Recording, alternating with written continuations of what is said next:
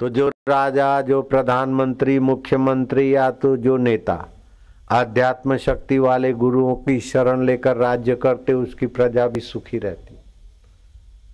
अभी मेरे को आज बताया पुणे के लोगों ने कि मुर्गी फार्म करो तो कोई टैक्स नहीं, अंडे नुकसान करते। 10 मिलियन मुर्गियां जला दी हांगकांग वालों ने। अंडों से कैंसर की बीमारी होती है, आंतों की बीमारी होती है, सपनदोष की बीमारी होती है।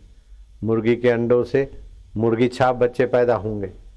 तो ऐसा नुकसान करने वाले अंडों की पोल्ट्री फार्म पर कोई टैक्स नहीं, और गौशालाओं पर यहाँ टैक्स लगा है। कैसे शर्म की बात है।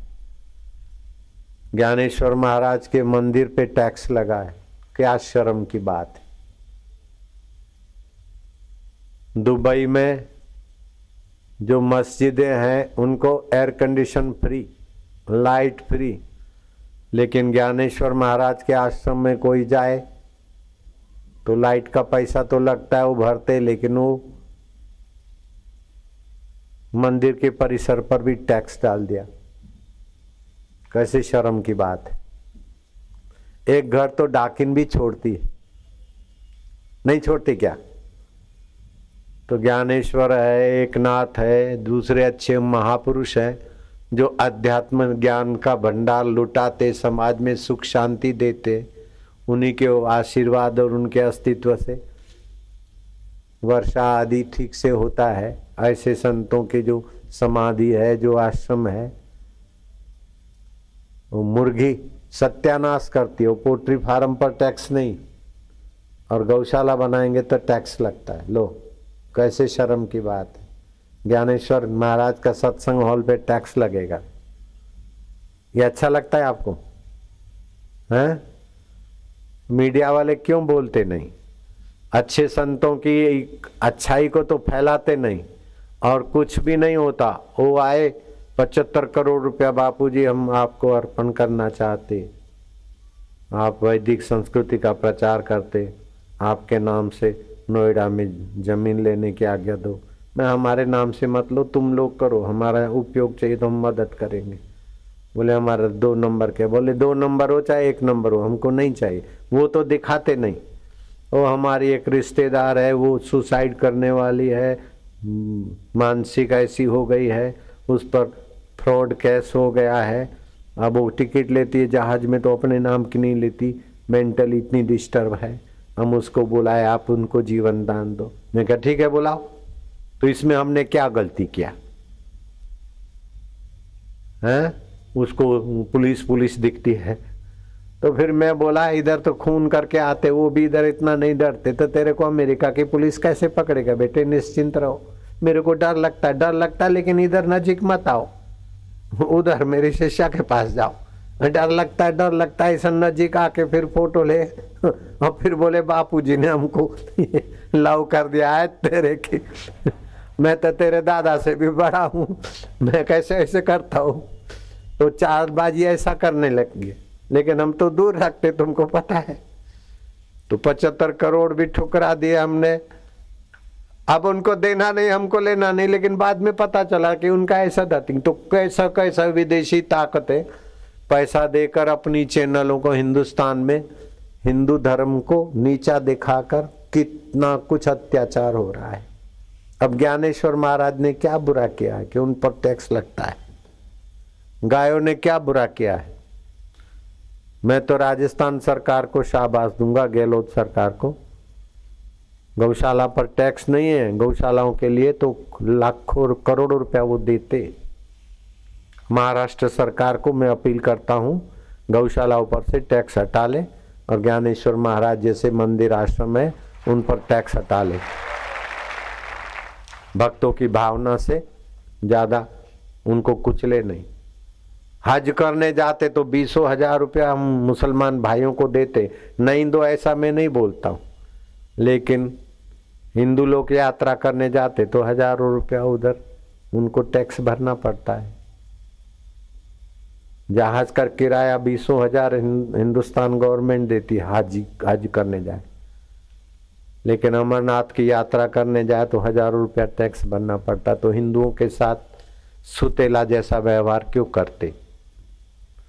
हिंदुओं के वोट से तुम सरकार चलाते हो, हिंदुओं का ही टैक्स लेकर तुम मौज करते हो और हिंदुओं का ही गला दबाना ये अच्छी बात नहीं है। मैं ऐसा नहीं बोलता हूं कि मुसलमानों को 20,000 नहीं दो, लेकिन हिंदुओं से 3,000 टैक्स काय को लेते?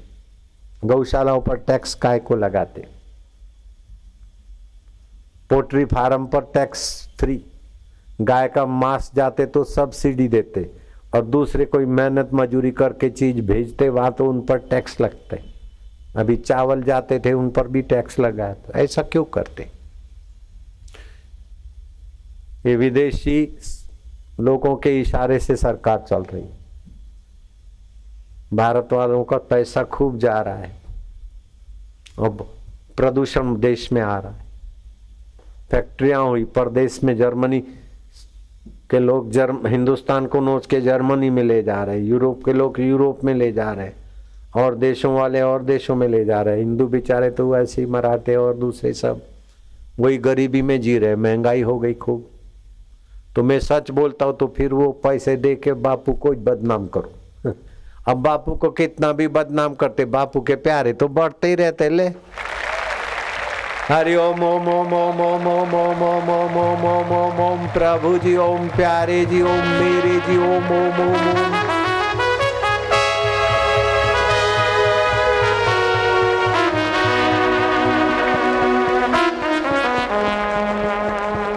ओम मेरे जी, ओम ओम ओम आनंद देवा, माधुर्य देवा, प्रभु देवा, आत्मदेवा, परमात्मा देवा, ओम ओम ओम ओम। हा आत्म साक्षात्कार किसको बोलते?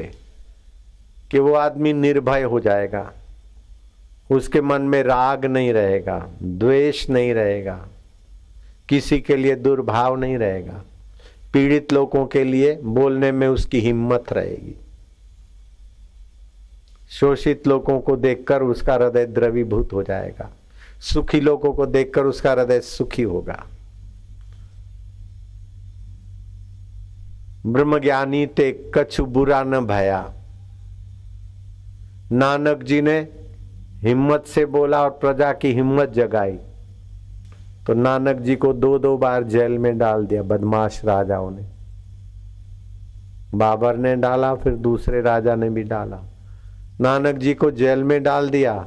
उस समय लगा कि नानक जी कैदी हो गए, ये राजा बड़े हो गए, लेकिन वो राजा मरकर कौन से नरक में पड़े या कुत्ते बने हैं, नानक तो अभी भी लाखों हृदयों में सम्मानित हो रहे हैं। वैसे एकनाथ महाराज, ज्ञानेश्वर महाराज, तुकाराम महाराज, तुम्हारे नामदेव महाराज को तो कितना तकलीफ दिया, मरी हुई गाय जिंदी करो नहीं तो मुसलमान बनो। भगवान का कीर्तन भजन करके गाय, संध्या के समय गाय के तरफ देखा, मरी हुई गाय उठ के खड़ी हो गई, हुल बिला तोबा तोबा। आप तोबा क्या करता है? मुल्ला मौलवियों को बोलो ना मरी गाय जिंदा कर दो, हिंदुओं को काय को सताते? जब जब दूसरों के हाथ में राज आया तो हिंदू को सताया, हिंदू के हाथ में राज आया तो दूसरी जाति को तो नहीं सताया। अभी भी हिंदू ही हिंदू को सताने लग गए दूसरों के इशारे से। कैसे शर्म की बात है।